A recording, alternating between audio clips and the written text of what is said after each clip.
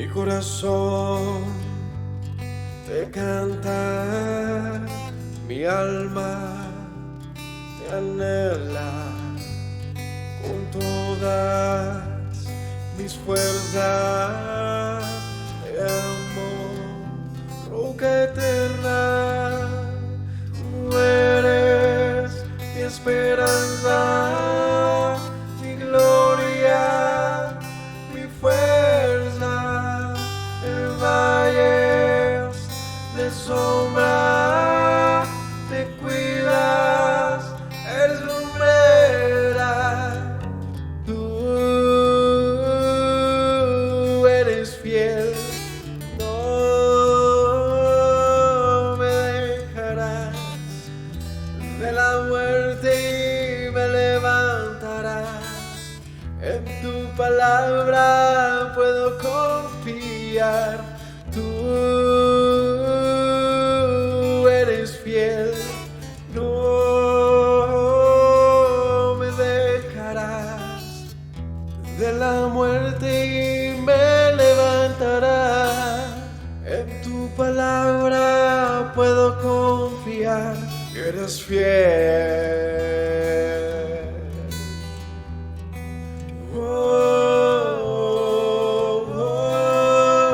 Mi corazón te canta, mi alma te anhela con todas mis fuerzas.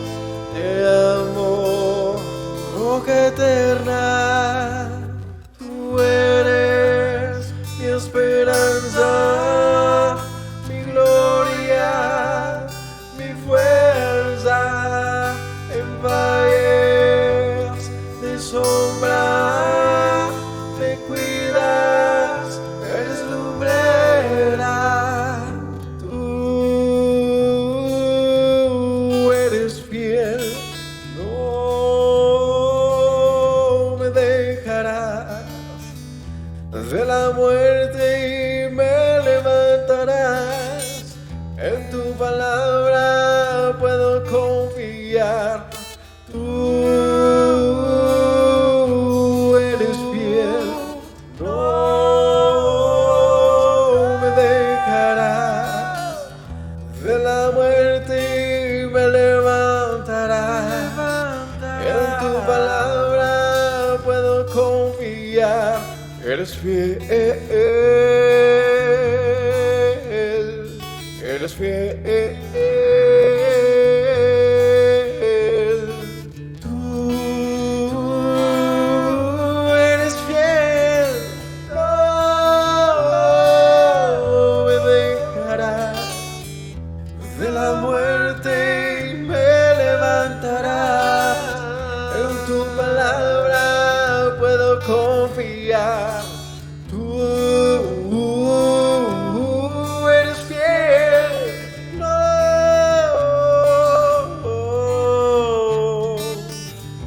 de la muerte me levantarás. En tu palabra puedo confiar. Tú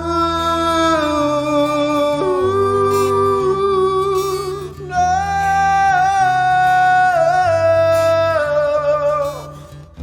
de la muerte me levantarás. En tu palabra puedo confiar. Eres fiel, eres fiel. Tú eres fiel, no me dejarás. De la muerte me levantarás. En tu palabra puedo confiar.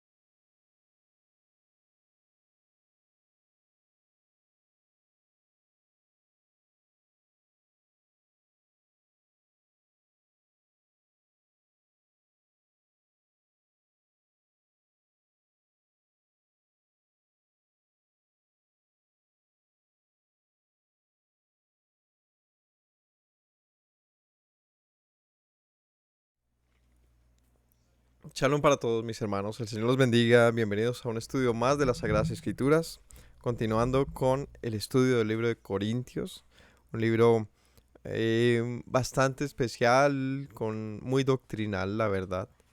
Es un libro donde empezamos a ver ese carácter maestro que tiene Pablo, de cómo transmite y a quiénes transmite en el contexto en que lo hace. Así que vamos a aprender de lo que en este segundo capítulo nos quiere contar la escritura. Cómo inició en el capítulo 1 a Pablo dirigiéndose a judíos y griegos, en la manera que lo hizo. Un enfoque muy diferente para cada uno, porque cada grupo para su momento, judíos y griegos, tenían mundos diferentes sencillamente. Una forma de pensar, de vivir, un conocimiento, todo distinto. Así que dirigirse a una comunidad que tenía una mezcla judía y griega requería también de una explicación y una unificación de conceptos, de pensamientos y una estrategia y una manera de dirigirse a ambos, digamos, grupos o grupos, más que comunidades, yo diría que grupos, porque ambos grupos conformaron una sola comunidad. Eran judíos viviendo entre griegos y, mejor dicho, una mixtura especial que se acercaba al conocimiento del Mesías. Así que vamos a ver qué tenemos para decir hoy, qué es lo que el Señor nos quiere enseñar. Hablaremos bastante acerca de la espiritualidad, un concepto que quizás lo damos por hecho, lo mencionamos o nos queremos espirituales, pero de pronto no entendamos muy bien qué es ser espiritual. En los pasajes de hoy veremos bastante sobre esto. ¿Qué es? ¿Quién es una persona espiritual? ¿Y esto qué quiere decir? Así que sin más, mis hermanos, Yahweh los bendiga. Gracias por acompañarnos en este día. No olviden compartir, darle un like a estos videos y suscribirse. Que el Señor los bendiga a todos. Padre mío, yo te agradezco en esta noche porque nos permites buscarte, Señor, y aprender del conocimiento sagrado. No siendo quizás a nuestros ojos los mejores para esto, Señor.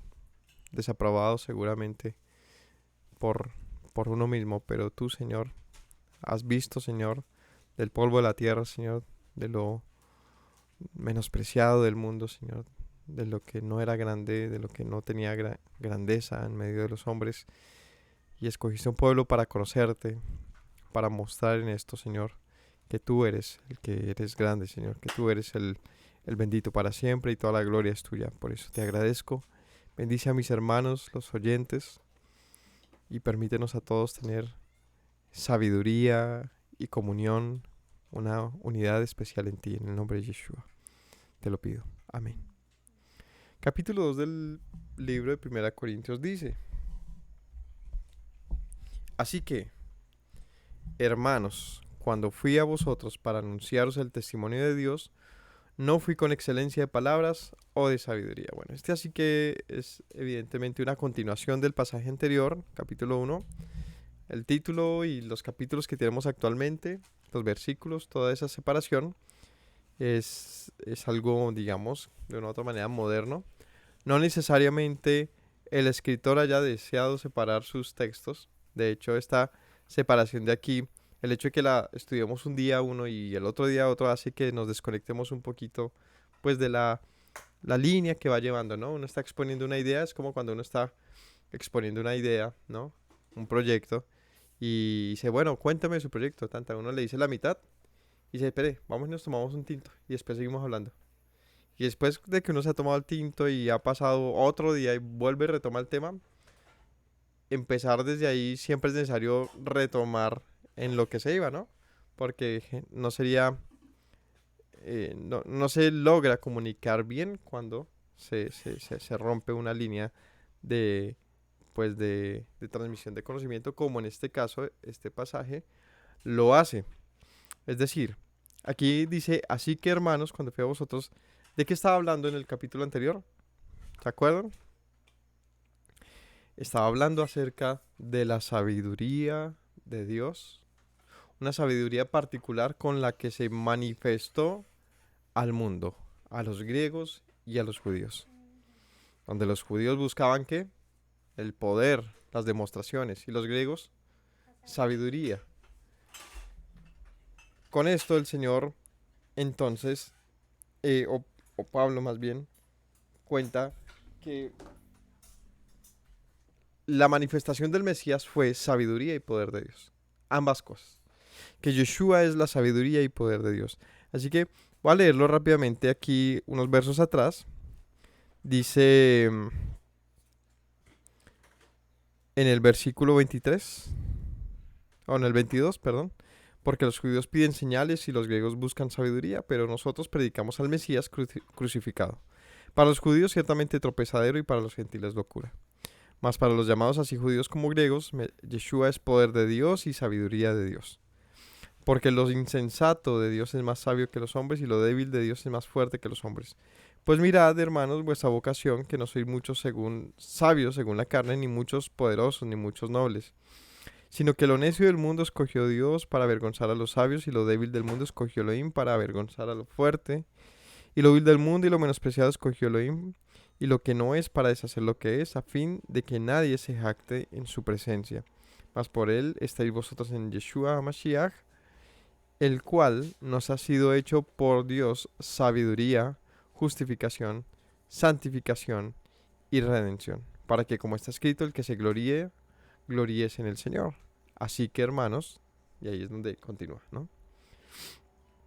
Entonces, en el capítulo 1 se expresa muy bien su intención en relación a judíos y griegos, en cómo va a comunicar la carta de quiénes eran los corintios en ese momento. ¿Cómo era la comunidad de corintios en ese momento? Una mezcla de judíos y griegos. Cada uno esperaba algo diferente. Un judío quería ser conmovido por el poder de Dios. En eso esperaba la manifestación del Mesías o de Dios, el poder. ¿Cuál poder? ¿Cuál poder sería? Las señales, señales. Es decir, un judío estaba poniendo su vista en las señales que manifestara el Mesías. Y los griegos, ¿a qué le pondrían cuidado? Pues a la sabiduría. Porque era, como hemos quizás alguna vez aprendido en la vida, en el colegio, en algún lugar, los griegos amaban la filosofía. Para esta época ya lo hacían. Así que ellos estaban con sus oídos abiertos, atentos a cualquier tipo de nuevo conocimiento que se les pudiese brindar. Pero dice, este mensaje del Evangelio para unos fue tropezadero y para otros locura. Para los judíos tropezadero porque ellos no, digamos que en Yeshua, aunque se manifestó con poder, no lo aceptaron y por lo tanto ellos tropezaron en lo mismo que esperaban. Y para los judíos, locura, porque en la sabiduría que ellos esperaban tampoco la entendieron. Así que lo sabio de Dios no fue comprendido por ellos y se convirtió en locura. Es decir, para estos griegos, la sabiduría de Dios era incomprensible. Así que dice Pablo, ¿pero esto quién lo está diciendo? Gente de gran talento y cultura, ¿no? Se lo dice gente humilde, sencilla, que no es ni nobles ni son los poderosos, sino gente como cualquiera.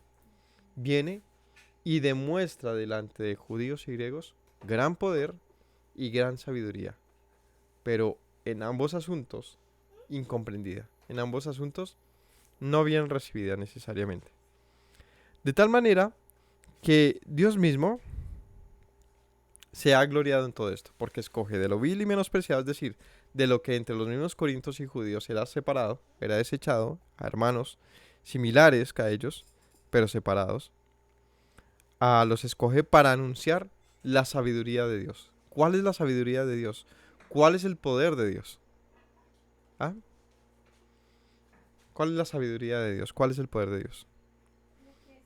Yeshua es sabiduría de Dios y poder de Dios. Yeshua es la sabiduría de Dios, Yeshua es el poder de Dios. Es muy interesante esto, ¿saben?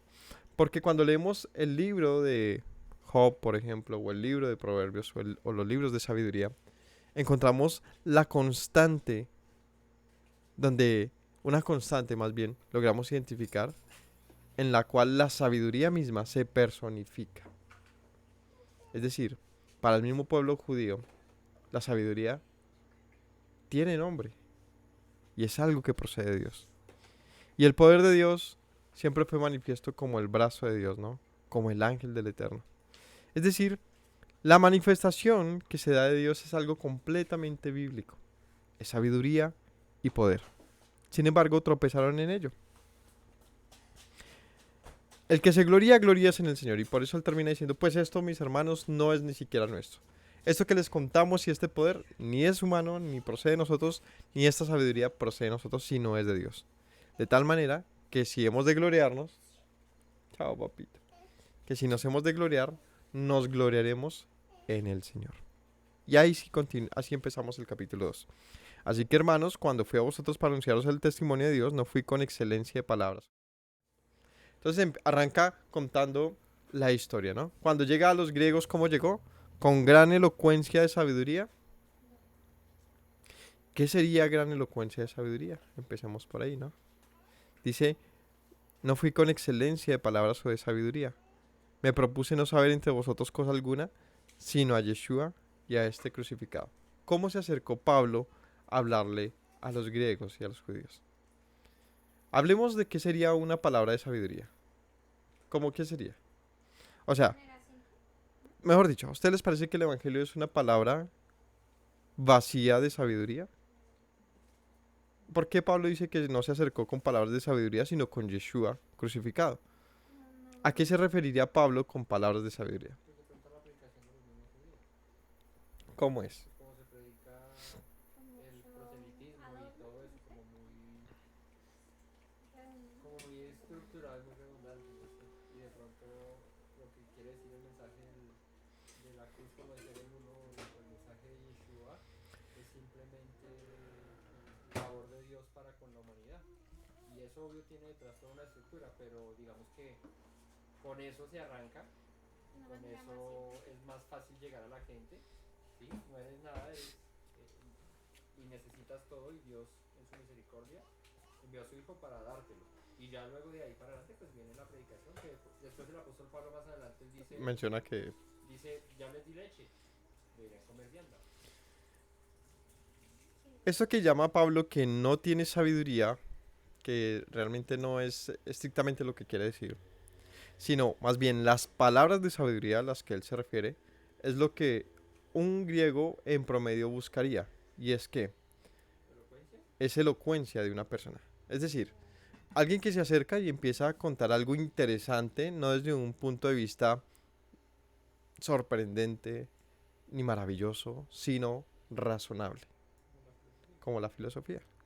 Como lo que en algún momento mencionamos, cuáles eran las principales em, tendencias de filosofía de la época, ¿se acuerdan? ¿No? Que estaban los estoicos, habían unas corrientes em, que estaban primordiales en la época, que alejaban de alguna manera a los griegos de sus dioses. Es decir, no de sus dioses principalmente, sino digámoslo así, de la mitología. ¿Sí? Y los acercaba más a una estructura de pensamiento donde el razonar, ¿cierto? Se convertía en algo revelador. Más bien, esa puede ser la mejor palabra. Una revelación que se da por medio del razonamiento. ¿Sí? Cuando tú te pones a pensar del por qué pasan las cosas y llega alguien y te dice algo impactante, tú dices, wow, tiene mucho sentido lo que usted dice, ¿cierto? Entonces te apoyas en eso y es revelador para ti. Eso se llama sabiduría. Y es lo que hacen, mejor dicho, sabiduría ahí por todo lado. Es algo que es innato del ser humano. Es algo que está con uno y es la capacidad de analizar las cosas. Entonces encontramos diferentes corrientes. Una corriente de pensamiento es una forma de pensamiento que ya está, digamos que moldeado, que ya se ha navegado y que por lo tanto se puede patronar y enseñar así y compartir. Y cuando varios ya tienen una misma forma de pensamiento, pues se llama una corriente. Es decir, hay una forma de pensar, ¿cierto? Cada nuevo maestro, cada nuevo sabio, cada nuevo filósofo se convertía, por lo tanto, en una nueva posible corriente de pensamiento, con propios discípulos. Por eso entendemos por qué Pablo hablaba de la división ayer. Porque es que era una forma común de entender, no solamente de judíos, sino también de griegos, no solamente de griegos, perdón, sino también de judíos, y era encontrar un maestro, un, un director, un guía, ¿no? Un sabio, un filósofo, una corriente de pensamiento. Entonces llega Pablo y dice, yo no vine aquí a sorprenderlos con palabras de mucha sabiduría. Y aquí está hablando de que lo que ellos esperaban no fue realmente el mensaje que él entregó inicialmente. Es decir, si hay mucha oferta de algo, entonces es que por eso les decía, esto es más como una estrategia y tiene un sentido bien interesante. ¿Qué pasa si tú vas a la galería, ¿no? Al mercado? Vas el domingo aquí a los pueblos, que eso es cuando todo el mundo se pone la pinta para ir. Y te acercas al mercado, ¿no? Y tienes que hacer tu mercado de verduras y de frutas. Y tiene aquí el señor sus tomates. Y la señora al lado que tiene tomates. Y el otro tiene tomates. Y el otro, y ta, ta, ta. ¿Tú qué haces? Pues la verdad, todos llegamos y empezamos a ojear, a preguntar precios. Pero ninguno llega a un punto en particular, a menos de que seas un cliente fiel. Tú empiezas a mirar cuál es la mejor opción. Muy tranquilo. Y te fuiste. Compraste y te fuiste. Hay gran demanda, no le pudiste comprar a todos, le compraste a uno solo de todos esos. Y ese al que le compraste simplemente es porque fue el primero que te topaste o porque tenía el mejor precio, porque se veían mejor los tomates, ¿cierto? Pero ¿qué pasa? ¿Qué pasaría si alguien a la entrada de esa galería se parquea y dice tomates gigantes gratis? Pues ninguno va a mirar ninguno de las otras opciones. ¿Por qué no las va a ver? Porque hay una anomalía, hay algo diferente, hay algo particular que toma la atención y entonces pues los otros quedan menospreciados de alguna manera por esa nueva figura. ¿El mensaje de la Torah habría tenido ese impacto? ¿Ustedes qué piensan? Sí, ¿Sí? era gratuito. No, no, no. O sea, Es una parábola. No, no quiere decir que la Torah sea gratuita o no. Pues estás Está hablando desde que en un mundo donde todo el mundo tiene filosofía. Donde ya hay judíos que conocen Torah. Y tú llegas a enseñar Torah, ¿vas a impactar al público? si enseño lo mismo, pues no. Que no es Y ni siquiera enseñándolo diferente, ni siquiera enseñándolo, tendrías un público sí, pero quizás muy pequeño, muy reducido, porque sonarías como otro judío más, o sonarías como otro filósofo más, porque la filosofía, tengámoslo claro, no instruía cosas malas. Antes, al contrario, como propósito, tenía enseñarte, buscaba darle un sentido a la vida. Bueno, un sentido bueno. Pero que sí podría impactar de primerazo. La locura de la predicación. Algo loco. Es que por eso les digo, eso parece una estrategia publicitaria.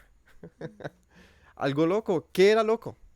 Que un hijo de los dioses había muerto por los humanos para darles vida eterna. Eso no lo habían leído en ningún libro. Eso no se había anunciado en ninguna de sus mitologías. Ni los judíos conocían algo parecido a esto.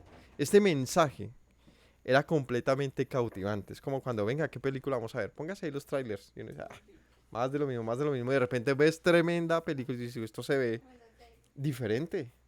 Se ve épico. Impacta. Eso es lo que está diciendo Pablo. Y me permito dar así diferentes ejemplos porque quiero poder darme a entender. De tal manera que el Evangelio ni carece de sabiduría, ni es el sentido de esta palabra, ni se juzga la sabiduría como diciendo el Evangelio es más que la sabiduría. No, está diciendo, Pablo está narrando cómo llegó a esta comunidad. Dice, yo no me parqué ahí a hablar palabras de cómo vivir bien o vivir mal. No, yo vine a decirles, en definitiva, que hay salvación por medio de uno, Hijo de Dios, crucificado. Eso fue cipote mensaje, como dirían en la costa. Cipote, cipote mensaje. Porque eso nadie se lo esperaba. La verdad es que nosotros estamos muy acostumbrados a ese mensaje. Demasiado. Ya para uno es normal. para uno es muy normal, pero no es normal. Es el poder de la costumbre, el poder de la cultura y de lo que hemos sido instruidos, pero la verdad es que es una historia única. Es que es única, completamente única en toda la historia, en todas las historias, en todos el contenido de las naciones, el contenido del mensaje de la cruz, se los digo, es único. Y eso, como les decía, es como el Señor que se pone a decir tomates gratis gigantes. Llama la atención de todo el mundo, ¿no?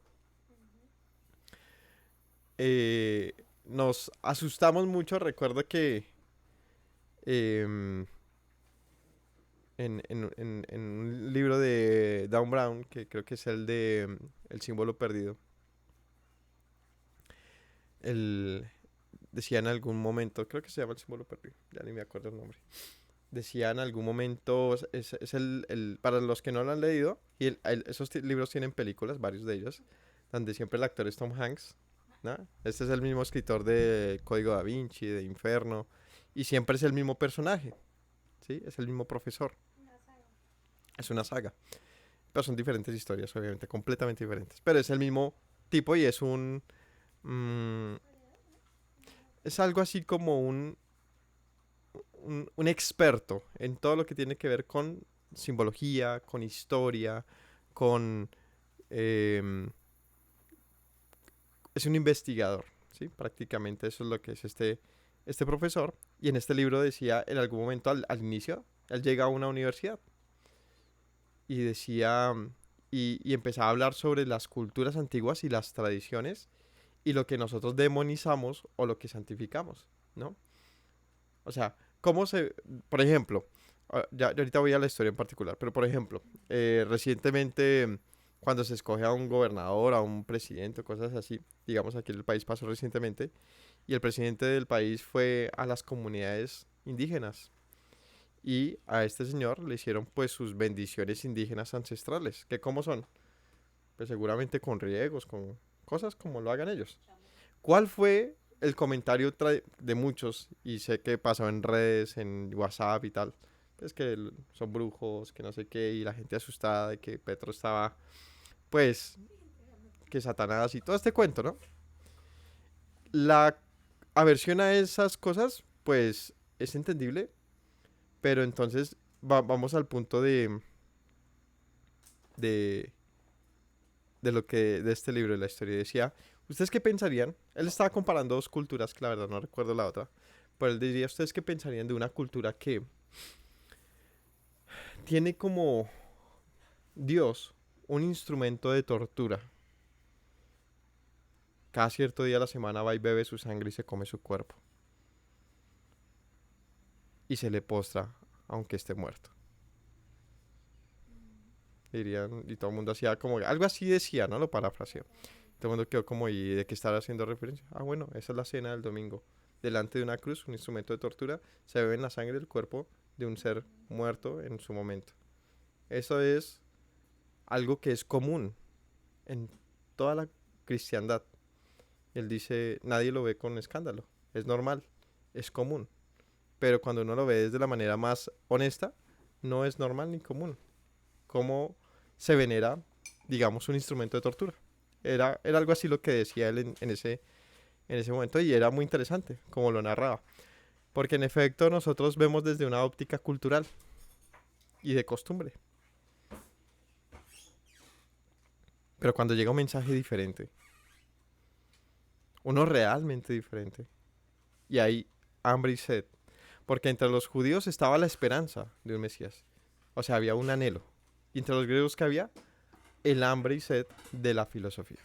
Entonces era un momento oportuno para transmitir ese mensaje, ¿sí? ¿Me hago entender? Ahorita es una época re hueca.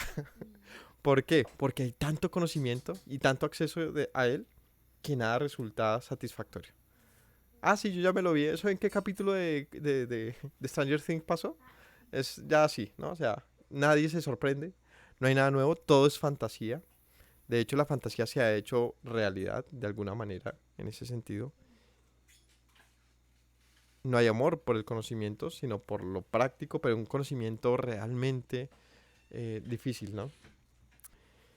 El caso es que por eso es interesante esa táctica y esa estrategia que pasa en este momento. Como Pablo no llega ni por el lado de la ley a los judíos, ni por el lado de la filosofía a los griegos, sino por medio de una historia real, por medio de un hecho, un acontecimiento que lograría sacudir a ambos. A unos en lo que anhelaban, señales y poder, y a otros en lo que esperaban, la sabiduría de los dioses. Porque era el pensamiento griego, ¿no? ¿Quién nos comunica la voluntad de los dioses? ¿Qué es lo que esperan ellos de nosotros? Pablo llega a decirles, pues esta es mi historia, pongan atención, y de cómo mi vida transformó. Entonces, vamos a ver. Él dice, yo no me llegué a ustedes con grandes palabras elocuentes como los filósofos, ¿no? Dice en el 4, no llegué... Ah, no, perdón, vamos en el 2. Me propuse no saber entre vosotros cosa alguna sino a Yeshua y a este crucificado. Y estuve entre vosotros con debilidad y mucho temor y temblor. Y él dice, y no fue fácil. No llegué aquí a esto, los voy a convencer, no. Él llegó... Quizás este asunto de debilidad, temor y temblor hace referencia a un acto honesto de Pablo diciendo, yo no pensé que me fuera a ir como me fue. Quizás lo que está diciendo Pablo aquí es, no me iba a ir también en medio de la comunidad corintia. ¿No? Esta debilidad puede ser un asunto de fe. Yo boté ese mensaje con temor y temblor de lo que fuera a pasar. Pero dice, ni mi palabra ni mi predicación fue con palabras persuasivas de humana sabiduría, sino con demostración de espíritu y de poder. Y como dicen por ahí, a lo que fue, ¿no? O sea, él no fue a chicanear con palabras, a tratar de convencerlos. Pero los espero en Shabbat, ¿no? No, él dice, llegué con demostración de espíritu y de poder. ¿Cómo más podrías demostrar a un judío y a un griego, ¿no? Que vienes de parte de Dios. Un judío que esperaría a ti poder, sí o sí. ¿Cómo más lo ibas a convencer? Difícilmente por medio de una forma de pensamiento diferente. Sencillamente serías tachado pues de detractor de las costumbres o pues no te escucharían por ser extranjero, ¿no? Pero Pablo, siendo connacional, ¿cómo podría ser oído sino con demostración? Por eso entendemos que Yeshua dijo, ¿no? Porque aún a este día, mi padre y yo, ¿cierto? Dice, trabajamos. ¿Y cuál era la obra de Yeshua? Él dice, si no me creen a mis palabras, crean a mis obras, a lo que hago, al poder, a la manifestación que el Señor había hecho en él. Así que Yeshua les dice a los apóstoles, cuando él resucita, ¿qué les dice? Estas señales les seguirán. Así que las señales eran completamente necesarias en aquel momento. Completamente necesarias para persuadir a la gente. No las palabras, las señales. Aquí dice el 5. Para que vuestra fe no esté fundada en la sabiduría de los hombres, sino en el poder de Dios. Así que Pablo dice, pues yo no vine como un filósofo más, para que no apoyaran su confianza en mi gran elocuencia, sino en el poder de Dios. En las señales que hizo. ¿Qué señales habrá hecho? Pues debieron ser evidentes, ¿no? Versículo 6. Sin embargo, hablamos sabiduría entre los que han alcanzado madurez. Por eso aquí ya empieza a hablar, bueno, es que el problema no es la sabiduría. Pablo está haciendo una gran diferencia, habla de la sabiduría de los hombres. ¿Qué es la sabiduría de los hombres? Pues es una referencia a la filosofía, ¿vale? Es una referencia a decir, pues yo no vine como otro maestro más del mundo, otro filósofo más, no. Yo vine a mostrarles el poder de Dios y luego entregarles la sabiduría que viene de parte de Dios. Dice, hablamos sabiduría entre los que han alcanzado madurez y sabiduría no de este siglo ni de los príncipes de este siglo que perecen. Más bien hablamos sabiduría de Dios en misterio, la sabiduría oculta, la cual Dios predestinó antes de los siglos para nuestra gloria. Pasaje muy interesante, ¿no? ¿Qué hablamos? ¿Qué dice Pablo? Les llegué así de sopetón, de una manera de la cual no se podían rehusar, ¿no? Todo gratis. Ahí están los ojos de todo el mundo. Con poder, con demostración, con evidencia. Para que se manifestase que veníamos de parte de Dios. Pero luego, entre los más sabios de ustedes, luego que escucharon, que atendieron, que se acercaron, ¿no? dice, les hablamos en sabiduría, pero no la sabiduría que ustedes esperaban, no la que estaban acostumbrados más bien, la sabiduría de hombres, sino una sabiduría especial. ¿Cuál? Dice, hablamos sabiduría de Dios en misterio. ¿Qué es la sabiduría de Dios en misterio? La sabiduría oculta, la cual Dios predestinó antes de los siglos para nuestra gloria. ¿Cuál es la sabiduría en misterio y oculta? ¿Qué se les ocurre? Lo que sea Yeshua. Ay, no sé. Pues, hablándole en parábolas porque no quisieran entender y solo. Son parábolas y profecías bíblicas que difícilmente se podían entender, que eran misterios. Una sabiduría que trascendía las épocas, que se había manifestado en cada momento de la historia del pueblo de Israel. Una sabiduría oculta. ¿Como cuál? Un ejemplo. Como, ¿y por qué morir el Mesías por nosotros? ¿Por qué descender a la tierra? ¿Por qué esparcir al pueblo de Israel? ¿Dónde está Israel? ¿Y cómo va a rescatar a Israel? ¿Y cuándo va a levantar a Israel si todas las promesas están en ese pueblo? ¿No? ¿Y dónde está Dios cuando su pueblo está corrompido? ¿No? Una sabiduría oculta. ¿Por qué oculta? Porque no era evidente, no se entendía cómo el Señor cumpliría lo que profetizó y anunció por sus profetas en la antigüedad. La sabiduría de un sembrador que salió a sembrar y arrojó su semilla tan lejos como pudo. La sabiduría de uno que vino con el reino en su mano y lo sembró en medio de hombres para rescatarlos. La sabiduría de cómo la luz pudo extinguir las tinieblas, aun cuando estas tinieblas eran abrumadoras, como en el principio. Sabiduría oculta. No es ocultismo. No es nada de eso. Es lo que no se comprendía. Entre judíos, la restauración de Israel, no se comprendía cómo fuera esto, la restauración de Israel, cómo sería el gobierno del reino de Dios en medio de los hombres, el gobierno del Mesías, cuándo sería su manifestación. Entre griegos, ¿qué sería un misterio? Pues ahí sí que todo. Ahí sí que mucho más. Porque todo este conocimiento no era de todo el mundo. El conocimiento de la escritura de los judíos de la época, ¿verdad? Pero el mundo generalmente no conocía esto. Así que era un misterio todo ello. Pero él dice, con sabiduría les instruimos en esto. De cómo esta sabiduría fue predestinada para nuestra gloria. ¿Cómo así? ¿Cómo así? Leamos con atención.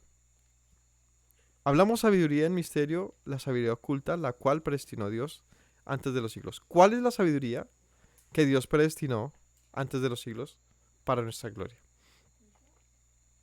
Yeshua. Otra vez. Todo aquí, realmente, prácticamente en el libro de Corintios de primera, va a girar en torno a Yeshua. Porque el propósito, como bien leímos inicialmente, de Pablo era demostrarle a judíos y griegos que en el mensaje del Evangelio de quién es Yeshua se podía romper absolutamente todas las diferencias y llegar a una comunidad que sentara su cabeza sobre la sabiduría de Dios y el poder de Dios. Es eso lo que quería demostrar Pablo. A ese pueblo quería filtrar y llegar. ¿Qué es la sabiduría oculta? La que está desde el inicio. ¿Qué es lo que está desde el inicio? El final. O sea, cómo el Señor reposaría, descansaría en una creación perfecta, cuando no lo es. El gran misterio de la redención. Como leímos arriba, decía en el versículo 23, capítulo 1, en Yeshua estáis, el cual no ha sido hecho por Dios, perdón, a fin de que nadie se jacte en su presencia, mas por él, por Yeshua, estáis vos, por Dios, estáis vosotros en Yeshua HaMashiach, el cual nos ha sido hecho por Dios sabiduría, justificación, santificación y redención. En Yeshua, ¿qué hay para nosotros? Sabiduría, justificación, santificación y redención. Eso es la sabiduría oculta. ¿Cómo es posible que en la revelación de Yeshua nosotros alcancemos la sabiduría de Dios? ¿Cómo es posible que en la revelación de quién es Yeshua alcancemos la justificación? ¿Y cómo es posible que en la sabiduría de, quién es, de la revelación de Yeshua alcancemos santificación y redención? Pues así como una introducción, básicamente hasta este versículo, Pablo nos va a decir qué es lo que nos va a contar en Corintios. Yeshua como sabiduría de Dios, justificación, santificación y redención. Y no solamente en Corintios, en los libros de Pablo, eso es lo que él se propone dar a entender. Cómo Yeshua resulta ser la máxima expresión de la sabiduría de Dios. Yeshua es la sabiduría de Dios. Con sabiduría hizo Dios el mundo. Yeshua es la sabiduría de Dios, ¿no? Y todo lo que leemos casi que en primera persona en el libro de Proverbios, esas par de capítulos que tienen una alegoría de donde la sabiduría habla, son tan interesantes que yo les invito a que los busquen y los lean, porque encontramos esto, que todo lo que el Señor ha hecho, lo ha hecho así posible y tan maravilloso y tan grande y tan impecable y tan poderoso, porque lo hizo por medio de Yeshua, el misterio oculto de los siglos. ¿Quién es Yeshua? Pues esa sabiduría fue predestinada para nuestra gloria. ¿Cómo así nuestra gloria? Sí. ¿Cuál es la gloria que está mencionando en este capítulo 1 y 2? Que de lo vil y menospreciado escogió Dios para dar a conocer, ¿cierto? Para avergonzar a los sabios escogió el Señor, para avergonzar a lo fuerte, a lo vil, lo vil del mundo y menospreciado escogió Dios, y de lo que no es para deshacer lo que es, a fin de que nadie se jacte en su presencia, porque por Él estáis ustedes en el Mesías.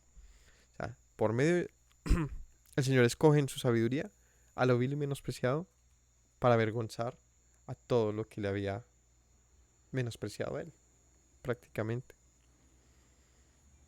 Así que Yeshua es nuestra gloria, porque por medio de Él y no por medio nuestro es que alcanzamos entonces la sabiduría de Dios, la justicia de Dios, la santificación y la redención de Dios. Vamos a ir desarrollando. Versículo 8. La que ninguno de los príncipes de este siglo conoció, esa sabiduría que cuando se refiere a príncipes, está haciendo referencia a los grandes e importantes líderes judíos y griegos, ¿sí? En el caso de los judíos ya sabemos que los príncipes son los sacerdotes. En medio de los griegos pues son los gobernantes, son los hombres cultos, los nobles. Dice, todos ustedes con todo su conocimiento de filosofía nunca conocieron esa sabiduría del principio. Esa sabiduría que precedió a los siglos. El misterio de Dios no fue conocido, no ha sido entendido hasta el día de hoy. Si hubieran conocido esto, nunca habrían crucificado al Señor de gloria. Entonces dice Pablo, la evidencia de que esta sabiduría hasta ahora se va a descubrir es que si hubiese sido conocida antes, no habrían cometido el mayor error que pudieron haber cometido en el sentido de que, pues, ¿quién de nosotros habría ido a matar a Yeshua? Alguno diría, pero era necesario que muriera. Sí, pero usted sería el que lo habría matado, ¿no? Ahorita que nosotros entendemos que era necesaria su muerte en la sabiduría de Dios para redimir al mundo, pero ninguno conscientemente lo haría. Ninguno, sí, imagínense que Yeshua les hubiese dicho a sus discípulos, bueno, este es el plan, ustedes me van a matar, me van a entregar, me van a matar y todo. No, les decía es necesario que esto acontezca, pero ellos no entendían. Porque si nosotros, sabiendo todo esto, fuéramos al pasado con ese propósito, ¿cómo fuera, no? O sea, como que uno no sea ya diciendo, pues, que toca, ¿no? Así que, si supieran que Yeshua era quien era, la sabiduría de Dios, pues ninguno le habría matado. Pero por eso es que no era el momento aún de revelarlo. Porque si hubiese sido comprendido por todos, pues tampoco habría sido redención. Ahí sí, como dice la misma escritura, ¿quién podrá entender la mente del Señor, ¿no? Tan distantes sus pensamientos y tan gloriosa es su mente y su sabiduría, que entendemos, por lo tanto, que las cosas pasan como tienen que pasar, porque así funciona la mente del Señor, y todo eso para bien del mismo mundo. Increíblemente, aunque parezca que todo está peor, La respuesta a eso es, así es necesario que acontezca. Así es necesario que acontezca. Porque como dice por ahí un verso en Romanos, por cuanto abundó el pecado, sobreabundó la gracia. De tal manera que era necesario que abundara el pecado para que se manifestara la gracia. Increíble, ¿no? Es como dicen por ahí, un mal necesario, ¿no? Es un caos controlado. Y cualquiera pudiera intentar juzgar a Dios en todo esto. Yo le invito a que cuando lo haga, sea realmente objetivo. Porque encontrará una gran sabiduría en eso. De resto son alaridos y ladridos sin sentido. Entender la mente del Señor es algo que de entrada es muy difícil, no nos compete. Dice la Escritura, ¿quién entendió la mente del Señor para que le diga cómo tiene que hacer las cosas? Pero igual si lo intentamos, vamos a descubrir una gran riqueza de lo que es ser, de lo que es Él. Así que, continuando, dice en el 7, en el 8, perdón. Esta sabiduría ninguno de los príncipes de este siglo conoció. Si la hubieran conocido, nunca habrían crucificado al Señor de gloria. Antes bien, como está escrito, cosas que ojo no vio, ni oído yo, ni han subido en corazón de hombre, son las que Dios ha preparado para los que le aman. Esto está en Isaías 64. Allí dice diferente realmente. O sea, la traducción que nos dan acá o lo que colocaron dice un poco diferente. Pero en esencia es lo mismo. Dice en el Isaías 64:4. O desde el 1. O si rompieses los cielos y descendieras. De hecho, este capítulo es muy hermoso para que lo lean más tarde con la cena. Si rompieras los cielos y descendieras y a tu presencia se escurriesen los montes, como fuego abrasador de fundiciones, fuego que hace hervir las aguas, para que hicieras notorio tu nombre a tus enemigos y las naciones temblasen a tu presencia. Cuando haciendo cosas terribles cuales nunca esperábamos, descendiese, fluyeron los montes delante de ti. Aquí está diciendo, uy Señor, si tú te manifestaras delante de todos como te escurrieras desde los cielos como un volcán lanzando su lava a todo mundo, fluyendo, ¿no? En medio de tus enemigos, temblarían las naciones. 4. Entonces, perdón, 3. Cuando haciendo cosas terribles cuales nunca esperábamos descendiste, fluyeron los montes delante de ti, ni nunca oyeron, ni oídos percibieron, ni ojo ha visto a Dios fuera de ti, porque hiciste por el que en él espera. Otra vez. Eso es lo que en el otro pasaje está, ¿no? Ni nunca oyeron, ni oídos percibieron, ni ojo ha visto a Dios fuera de ti, que hiciese por él que en él espera. Que hiciese por el que en él espera, perdón, así se lee. Que hiciese por el que en él espera. Saliste al encuentro del que con alegría hacía justicia de los que se acordaban de ti en tus caminos, y aquí que tú te enojaste porque pecamos en los pecados, hemos perseverado por largo tiempo. ¿Podremos acaso ser salvos? Si bien todos nosotros somos como suciedad, y todas nuestras justicias como trapo de inmundicia, y caímos todos nosotros como la hoja, y nuestras maldades nos llevaron como viento, nadie hay que invoque tu nombre, que despierte para apoyarse en ti. Por lo cual escondiste de nosotros tu rostro y nos dejaste marchitar en poder de nuestras maldades. Ahora pues, Yahweh, tú eres nuestro Padre, nosotros barro tuyo, y tú el que nos formaste, así que obra de tus manos somos todos nosotros. No te enojes sobremanera, Yahweh, ni tengas perpetua memoria de la iniquidad. Y aquí, mira, ahora pueblo tuyo somos todos nosotros. Tus santas ciudades están desiertas, Sion es un desierto, Jerusalén una soledad. La casa de nuestro santuario y de nuestra gloria, en la cual te alabaron nuestros padres, fue consumida al fuego, y todas nuestras cosas preciosas han sido destruidas. ¿Te estarás quieto, Yahweh, sobre estas cosas? ¿Callarás y no te afligirás sobremanera? Bueno, entonces es una plegaria de misericordia y de destrucción sobre los enemigos, y diciéndole, Señor, ¿hasta cuándo te vas a quedar callado? Manifiéstate. Y ahí arranca este capítulo, ¿no? O como quisiera que te abrieras los cielos y te manifestaras. ¿En favor de quién? En el 5. De los que con alegría hacen justicia, de los que se acuerdan de ti en tus caminos. Dice entonces en el 4, ahora sí yendo al punto. Nunca oyeron, ni oídos percibieron, ni ojo ha visto a Dios fuera de ti, que haga por él, el, que haga por el que en él espera. Y está diciendo, ¿quién ha visto algo grande de un Dios por su fiel, por alguien que espera en él, por los que esperan en él? ¿Y qué es lo que esperaba el pueblo en ese pasaje de Isaías? ¿Qué es lo que esperaba el pueblo? Salvación, salvación. Así que en ese punto va en el versículo 9 de 1 Crónicas capítulo 2, de Corintios, 1 Corintios capítulo 2, decía, antes bien, como está escrito, cosa que ni ojo vio, ni oyó, ni ha oído en el corazón de hombre, son las que Dios ha preparado para los que le aman. Más acorde podría ser los que le esperan, de acuerdo al capítulo de Isaías. Pero, sin importar lo que está diciendo es, ¿quién se ha manifestado de esta manera? Nadie lo ha visto, nadie lo ha conocido, no se ha contado. Lo que les decía es que esta historia no tiene parangón, esto no tiene un comparativo. ¿Dónde han oído algo como esto? Pues ahorita hemos visto muchas, ahí sí, películas que se han basado en esta historia, pero la originalidad de esta historia está justamente en que ninguno de nosotros podría haber pensado una estrategia de ese tipo para salvar al mundo.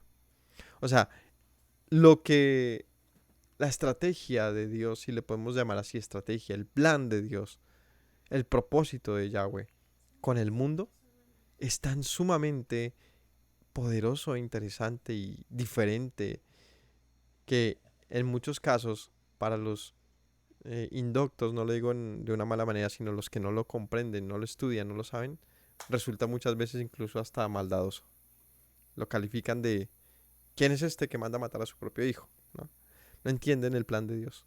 Pero cuando uno lo entiende, uno dice, es increíble la sabiduría, la misericordia y la justicia del amor de nuestro Padre Celestial, de tal manera que todo el mundo se quede callado y como dice Lamentaciones, siéntese y cállese y medite. Así como que uno queda así después de entender el Evangelio de verdad.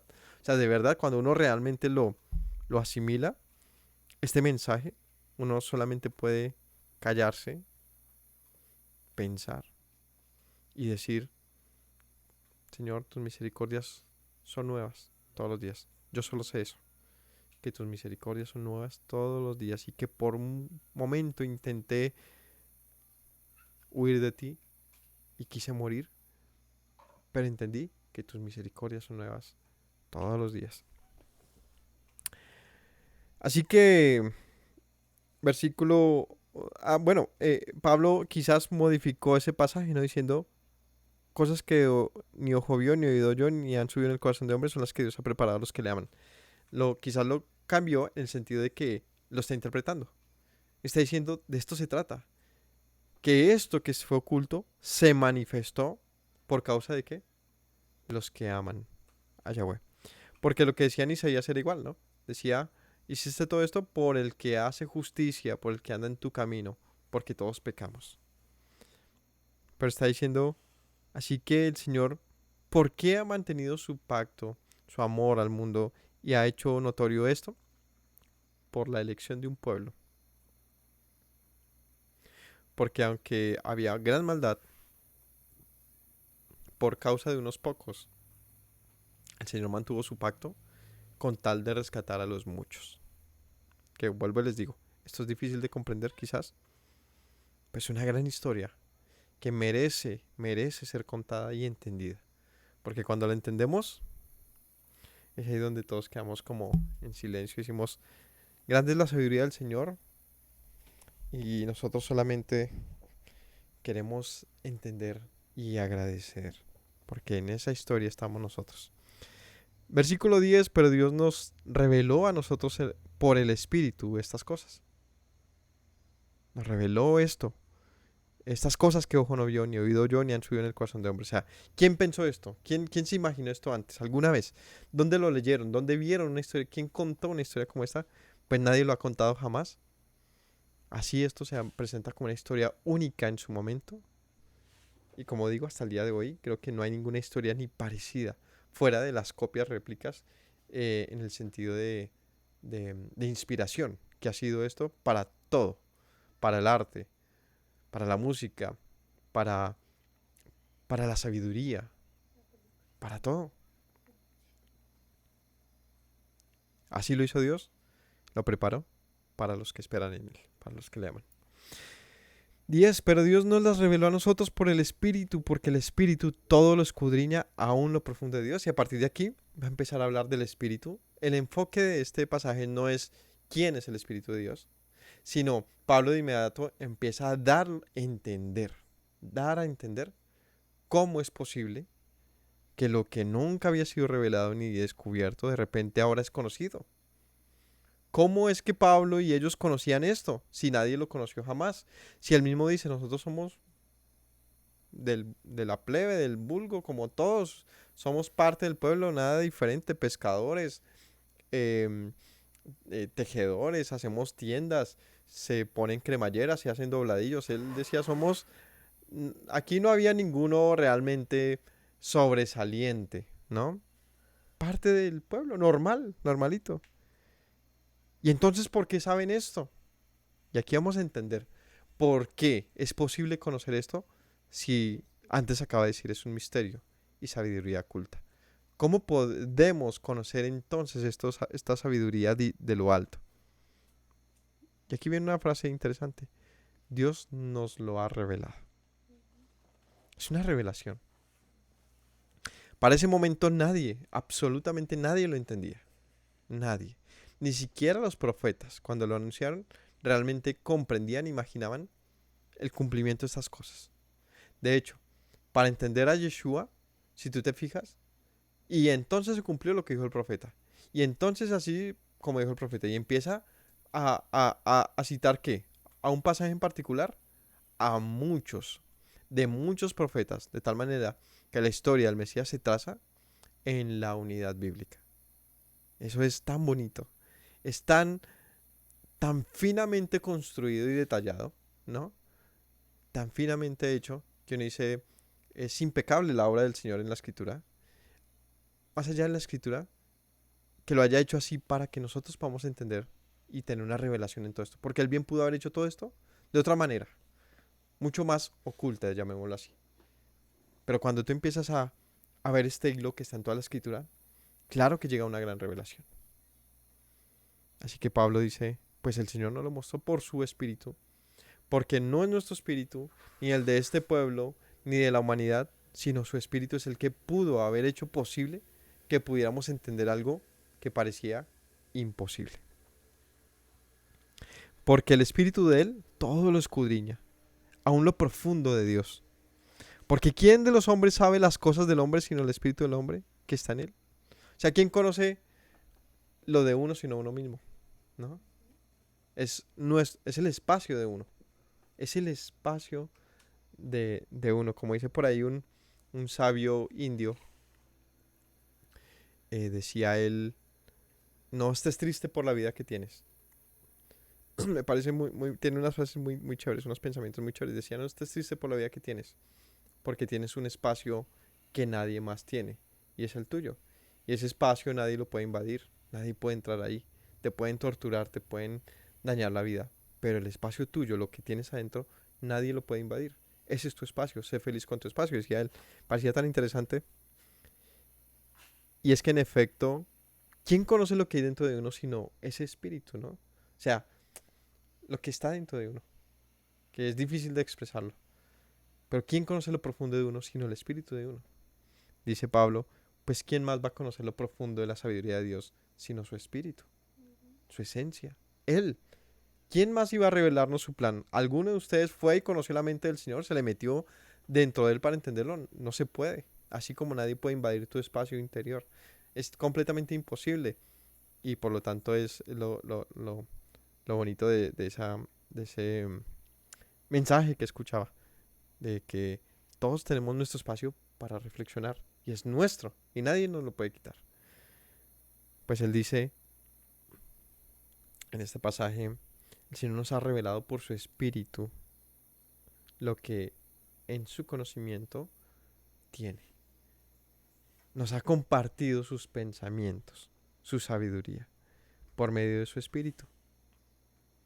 Porque ¿quién de los hombres, volvamos al 11 otra vez, sabe las cosas del hombre sino el espíritu del hombre que está en él? Así tampoco nadie conoce las cosas de Dios sino el espíritu de Dios que está en él.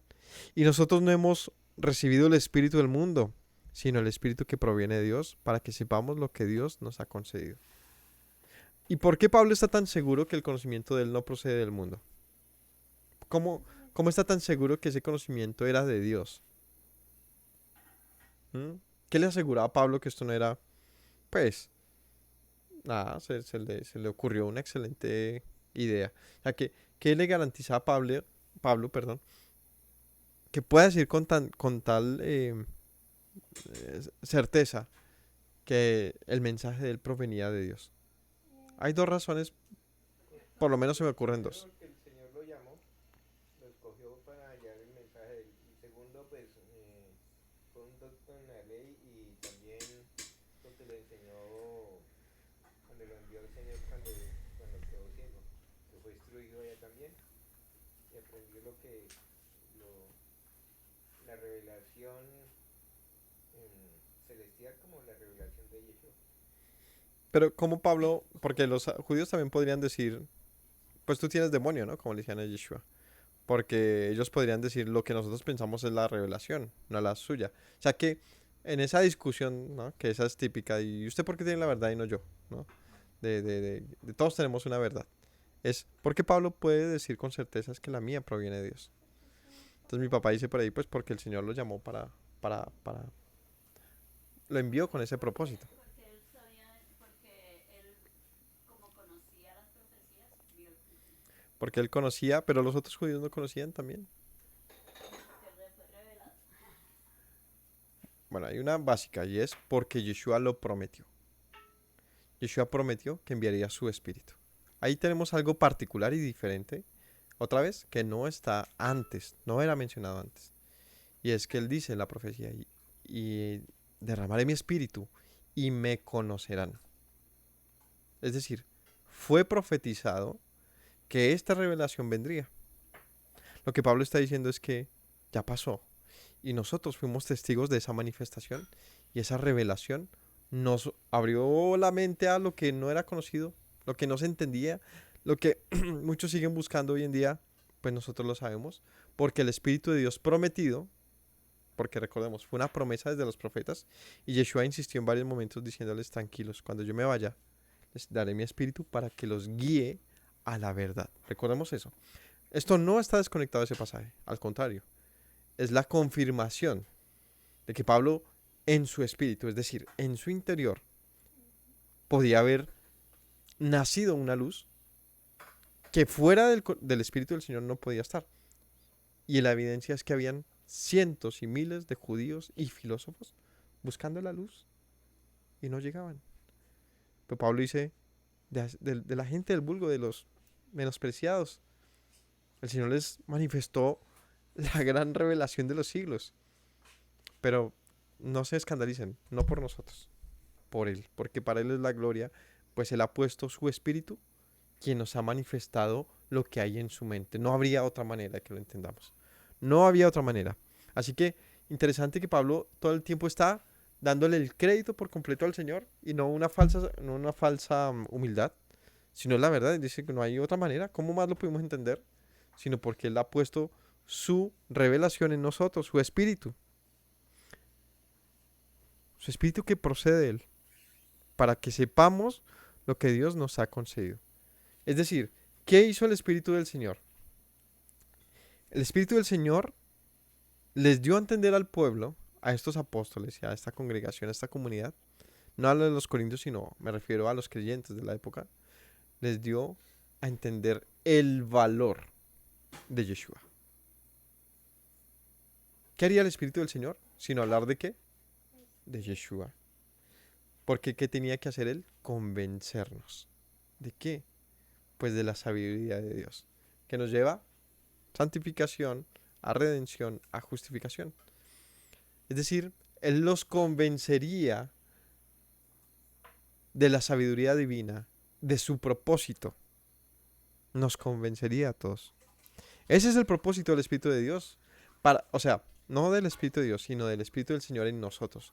De esa promesa. Ese es su propósito. Esa es la razón de enviar a su Espíritu. Es para que nosotros podamos nacer. Como dice por ahí una canción, ¿no? Como a luz en plena medianoche, ¿no? Como la cancioncita de, sí, sí, sí, un haz de la luna, en tormenta, neta. Y es que aunque es medianoche, pues podemos ver. Es como una revelación completa a un misterio, algo desconocido, algo que no tiene mayor sentido cuando no se entiende. Como ellos que decían de todo esto, estás loco, Pablo, has enloquecido. Ese mensaje es locura. No lo entendían. Por eso Pablo dice, pues yo lo entiendo. Yo lo entiendo y están menospreciando la vida misma, pero yo la entiendo. Y es que otra vez digo, todo esto parece muy normal, muy común, pero la verdad no es normal ni es común. Y podemos pecar en menospreciar, otra vez, la gran sabiduría de Dios simplemente porque se nos hace común. O simplemente porque no la entendemos. Pero Pablo estaba asombrado. Y así lo enseñaba. Estoy asombrado de este mensaje. ¿Cómo es posible que el Señor demuestre su poder y su sabiduría a todos los grandes del mundo y demuestre que no son grandes como ellos creen? Y a nosotros, los humildes, los pequeños, los nadie, nos muestre quién es Él. Así que 13, lo cual hablamos también no con palabras enseñadas por sabiduría humana, sino con las que enseña el Espíritu, acomodando lo espiritual a lo espiritual. Y aquí seguimos con el tema del Espíritu y vamos a entender más, como les decía al principio de esta enseñanza, qué es ese asunto de lo espiritual, ¿no?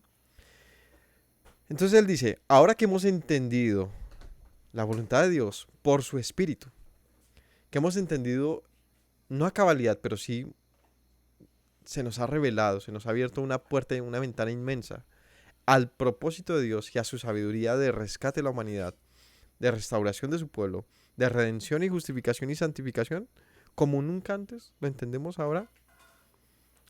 No lo comunicamos como ustedes esperarían que lo comunicáramos. Y Pablo está diciendo en otras palabras, no nos moldeamos a ustedes para enseñárselo.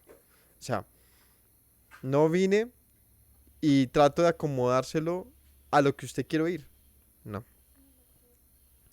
Sino que lo enseñamos acomodando lo espiritual a lo espiritual.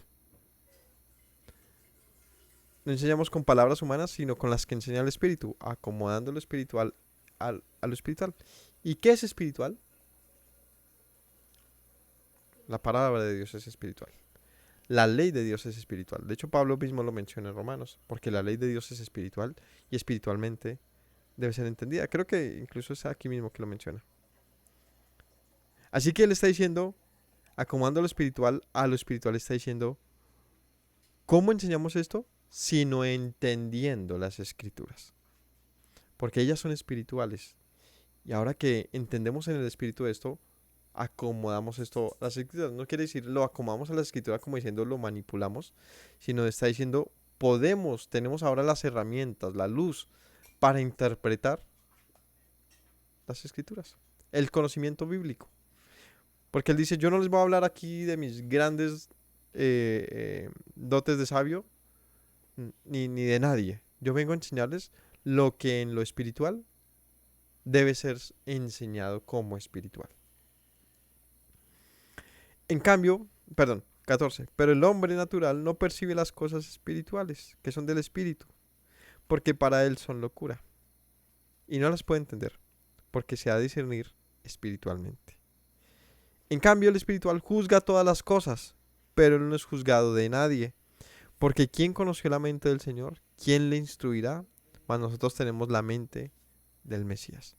Entonces él dice, pues estas cosas que son espirituales y que enseñamos espiritualmente, no todos las pueden entender, porque tratan de entenderlo a su manera. Entonces cuando llega el mensaje del Mesías, de la Torá, de las Escrituras, y tú lo que buscas es acomodarlo a tu forma de entender, bailas, como decimos aquí. Bailas, no te funciona, no vas a lograr, va a llegar el momento en que va a romperse eso, porque va a ser contradictor. Sino que en el espíritu debe ser entendido lo que es espiritual. ¿Qué es espiritual? Les insisto, las escrituras. Porque las escrituras dan testimonio del Mesías, todas ellas. Espiritualmente deben ser entendidas, es decir, de acuerdo a la revelación del Espíritu de Dios. No lo que te parezca que dicen, no lo que en tu verdad dices que es la verdad de Dios, no. Es lo que la verdad de Dios dice. Así que Pablo lo que está diciendo es, ni me propongo decir mis propias palabras, las de Pablo como un sabio, no. Les propongo decir lo que Dios dijo y a la manera que Él lo dijo, porque se me ha revelado qué es lo que Él quería decir. En otras palabras, lo que está diciendo eso. Está diciendo esto no lo vamos a entender ni a mi manera, ni a la de los griegos, ni a la de los judíos, sino a la manera que Dios quiere expresarlo, porque ese es su plan. Así me lo enseñó, diría Pablo, por eso quizás escogió a los humildes, porque ellos no tenían de qué jactarse, porque no eran arrogantes ni orgullosos. Quizás ellos tendrían la humildad para decir, pues yo me bajo el burro y que se ha mostrado Él, solamente Él en su sabiduría. Y de hecho así pasó con Pablo, ¿no? El Señor lo tumbó del caballo, le mostró que Él era la luz.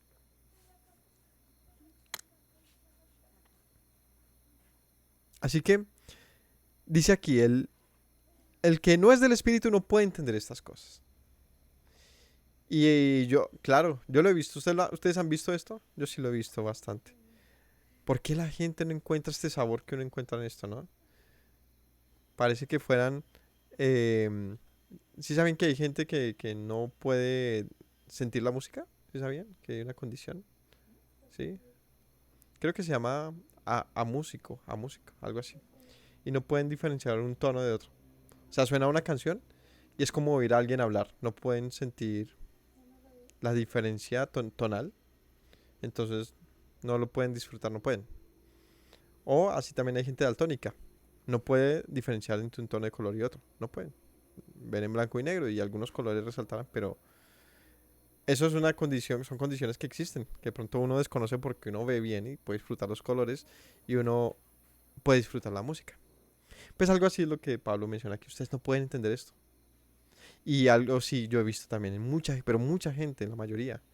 Y es que uno, con tanto entusiasmo y alegría, uno trata de comunicar esto, pero no hay absolutamente nada. Ni siquiera el eco. Por lo menos uno cuenta esto en una cueva y ella le responde, uno le dice, entendió.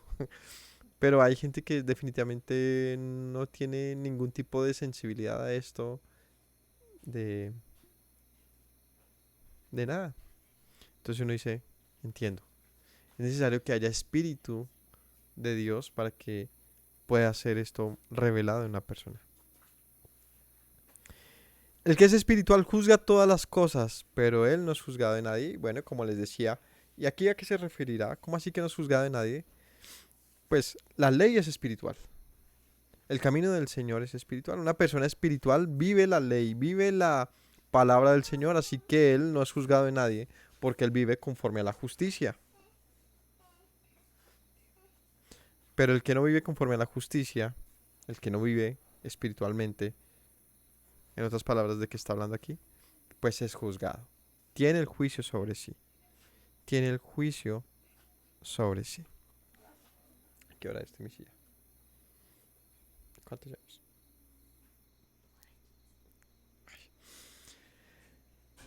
El capítulo 3 continúa con este mismo hilo. Creo que toda la carta, pues las cartas son así, de hecho por eso son cortas, ¿no? Y van uniendo una sola intención. Aquí en el capítulo 3 va a continuar sobre este mismo pasaje donde él dice, somos colaboradores de Dios para anunciar esto, que la revelación espiritual del propósito divino sobre la humanidad. Así que mis hermanos, yo les dejo por acá para que puedan descansar, para que puedan pensar si realmente la palabra del Señor ha sido una revelación en sus vidas o ha sido simplemente una peli más que se han visto, de la cual ya no hay memoria, ¿no? Que ojalá que así no sea. Que el Señor permita que realmente haya un amanecer en sus vidas al descubrirse a ustedes mismos en Él, pues Él nos ha llamado con un propósito. Así que Yahweh los bendiga. Gracias por acompañarnos en cada uno de nuestros estudios. Que tengan linda noche. Shalom. Me presento nuevamente, mi Rey, mi buen Señor. Mis pasos se han desviado, necesitan dirección. En tu amor me he refugiado, Yeshua, pues así al Padre puedo hoy decir. Me presento nuevamente, mi Rey, mi buen Señor. Mis pasos se han desviado, necesitan dirección. En tu amor me he refugiado, Yeshua, pues así al Padre puedo hoy decir. Abba, Padre, Baruch atah, Señor Dios nuestro Rey de eternidad. Abba, Padre, Baruch atah, Adonai Eloheinu melech haolam.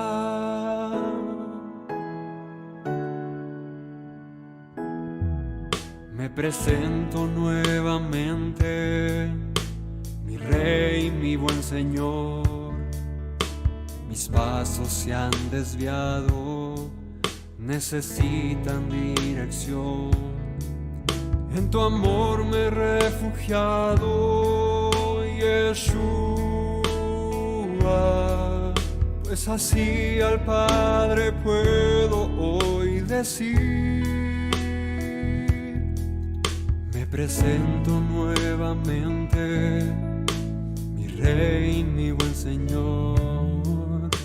Mis pasos se han desviado, necesitan dirección. En tu amor me he refugiado, Yeshua, pues así al Padre puedo hoy decir. Abba, Padre, Baruch atah, Señor Dios nuestro Rey de eternidad. Abba, Padre, Baruch atah, Adonai Eloheinu melech